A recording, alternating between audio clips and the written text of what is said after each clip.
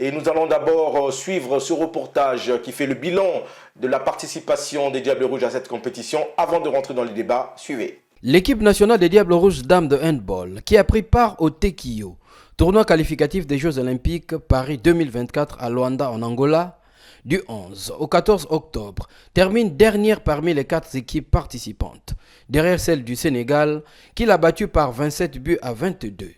Cette contre-performance scelle ainsi le sort du Congo, qui ne sera donc pas aux Jeux Olympiques 2024. Lors de ce tournoi, les Diables Rouges dames de handball, qui terminent à la dernière place avec un point, ont été contraints au nul, de 21 partout par le Cameroun, lors de la première journée, après une domination du Congo par 12 buts contre 9. Un match nul au goût amer, car les Congolaises avaient le match en main avant d'être rattrapées au score dans les ultimes minutes. Lors de leur deuxième match, les polices de Younes Tatibi ont mordu la poussière en se faisant laminer par 30 buts à 15 par les Angolaises. Alors qu'elles étaient entendues pour un sursaut d'orgueil. Lors de la dernière journée face aux Lions de la Teranga du Sénégal, les Diables Rouges dames du Congo ont manqué de la ressource morale. La faute certainement à une préparation bâclée par manque de moyens, comme cela se passe depuis qu'elles sont qualifiées pour la Coupe du Monde, avec des rassemblements de préparation qui n'ont jamais été pris en compte par le gouvernement dans la foulée de la qualification de la Coupe du Monde. Ce bilan du Congo au Tekio devrait être une alerte pour permettre à cette équipe d'aller en préparation avant la Coupe du Monde, prévue en fin novembre au Danemark, Suède et Norvège. Achille Zikutoto, tu étais donc à l'œuvre par rapport à cette compétition. Tu as suivi de près les Diables Rouges dames du Congo par rapport à cette compétition. Alors, qu'est-ce qui n'a pas marché pour les Diables Rouges qui se sont fait éliminer dans cette compétition, alors qu'il y avait des arguments? Alors, avant de venir justement aux raisons qui ont fait de telle sorte que justement cette équipe ne puisse pas se qualifier aux Jeux Olympiques, je souhaiterais d'abord revenir sur le bilan justement de cette équipe-là. On commence la compétition, donc les Diables Rouges dames de handball face au Cameroun. Et face au Cameroun, c'est un match à la portée, on va dire, des Diables Rouges, qui d'ailleurs, lors de la première période, mènent par 12 à 9. Même pour arriver à cet écart-là, les Camerounaises ont dû vraiment cravacher pour réduire un peu le score. C'est en seconde période où les Diables Rouges commencent la seconde période pied au plancher, jusqu'aux ultimes minutes, on va dire au niveau de la 52e minute, où les Camerounaises font une remontée spectaculaire jusqu'à contraindre justement les Diables Rouges au match nul de 21 buts partout. Et c'était là déjà à mon sens le signal qui montrait que cette équipe-là n'avait vraiment pas trop du cœur. Les raisons, comme tu as dit, on va revenir. Et le deuxième match, c'est contre justement les Palancas Negras, donc l'équipe de l'Angola, angolaise, on va dire, les championnes d'Afrique qui n'ont fait qu'une bouchée face à cette équipe-là. Je vais dire une équipe qui jouait résignée pour les raisons qu'on va évoquer après. Et donc avec un écart, ce n'est quasiment ces dernières années jamais arrivé que le Congo prenne un écart de 15 buts. L'Angola nous a laminé par un score de 30 buts à 15. Et le dernier match où, finalement, les espoirs du Congo n'étaient pas encore terminés, où, en cas de victoire, de large victoire, face à l'équipe sénégalaise, on pouvait au moins essayer de disputer la deuxième place avec le Cameroun, parce que l'Angola, qui gagnait déjà tous ses matchs, la place de qualification directe pour les Jeux Olympiques Paris 2024 était déjà, on va dire, assuré pour l'Angola.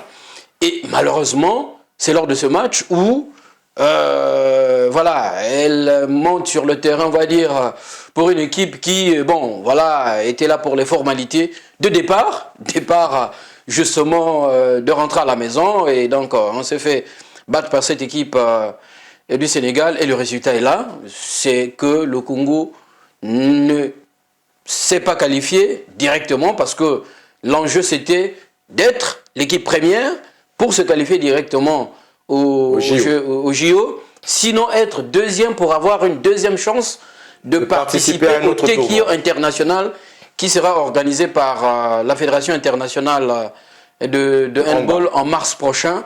Le Congo sera malheureusement absent aussi à ce tournoi. C'est le Cameroun qui s'est classé deuxième, qui représentera l'Afrique à ce tournoi. Alors Marvin, d'après nos informations, nous avons aussi fouiné pour trouver un peu les causes de cette élimination. On parle des primes de la CAN qui n'ont pas été versées. On parle aussi des primes, c'est-à-dire que les frais d'émission de cette compétition, alors que le ministre nous avait déjà garanti que dorénavant, ça sera réglé cette histoire des primes, des frais d'émission, vu qu'on ramenait un peu tout le monde au même niveau comme les fonctionnaires quand ils vont en mission. Mais là, on se rend compte que rien n'est fait depuis qu'on a pris les engagements. Et c'est une des raisons aussi qui a fait que les joueuses n'étaient pas vraiment motivées dans cette compétition. Et voilà, les résultats est là. Toi, qu'est-ce que tu en penses? Bon, d'abord, le Congo est un peu en déclin, on va dire, parce que c'est quand même une équipe qui sort de la dernière CAN, qui a pris part à la dernière Coupe du Monde. Oui. Et aujourd'hui, la Coupe du Monde, c'était la meilleure équipe africaine. Voilà. Donc, et rater les prochains JO qui vont se dérouler à Paris en 2024, je crois que c'est quand même un signe négatif au niveau de notre handball. Maintenant, quant aux raisons, je pense qu'elles ne sont pas cherchées du côté de la forme de nos joueuses, du côté de Luanda, parce que ça, ce n'était que, je dirais, la partie immergée de l'iceberg. Les vraies raisons sont à chercher ailleurs.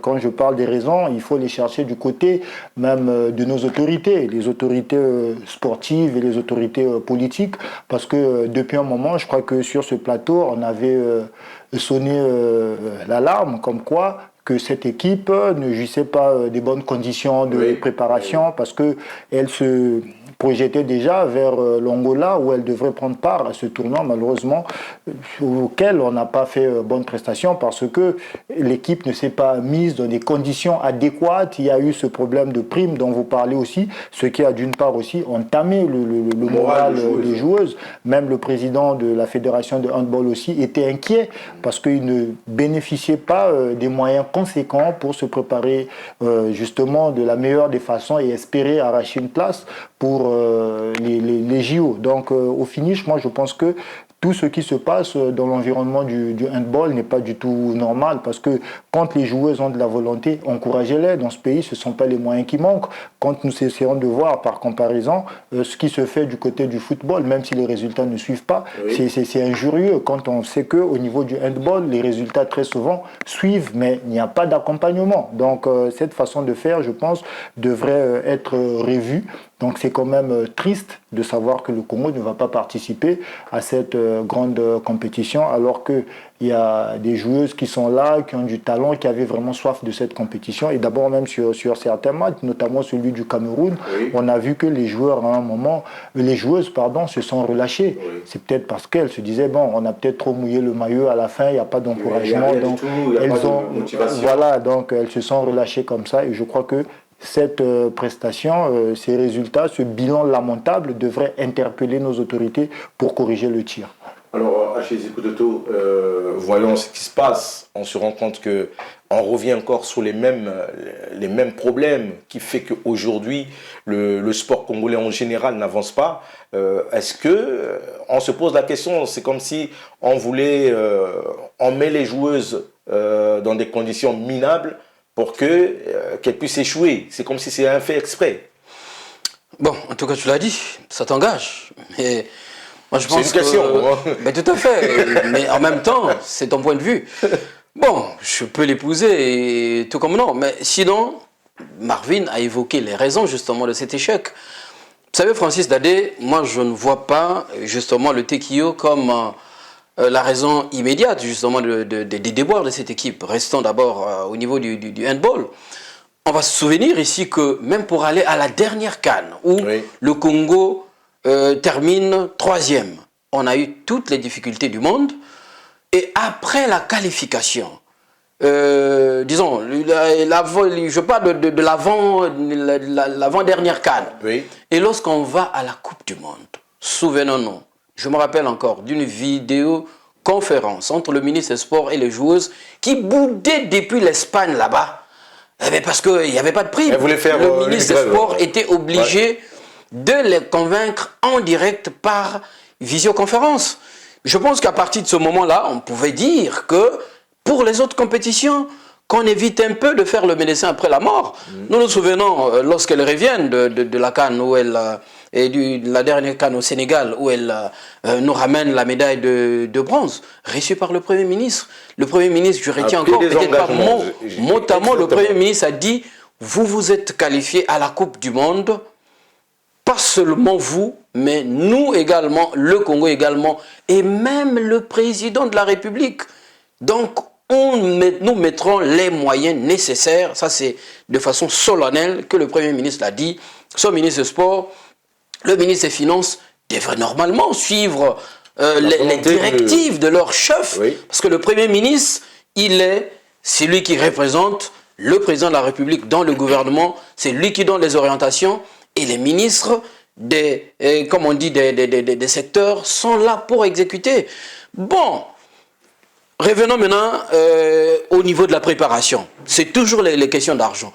Tatbi Younes, le sélectionneur national, avait prévu, je crois. Depuis là, il a eu trois regroupements. Lors de chaque regroupement, il était entendu que l'équipe nationale du Congo devait se préparer à l'extérieur pour avoir l'Espagne partenaire donc d'autres équipes nationales. Mais depuis que cette équipe-là se prépare, c'est là au gymnase. Nico Loba, parce que à la fin, on leur fait toujours dire, il n'y a pas de moyens, venez vous entraîner, même pas vous préparer.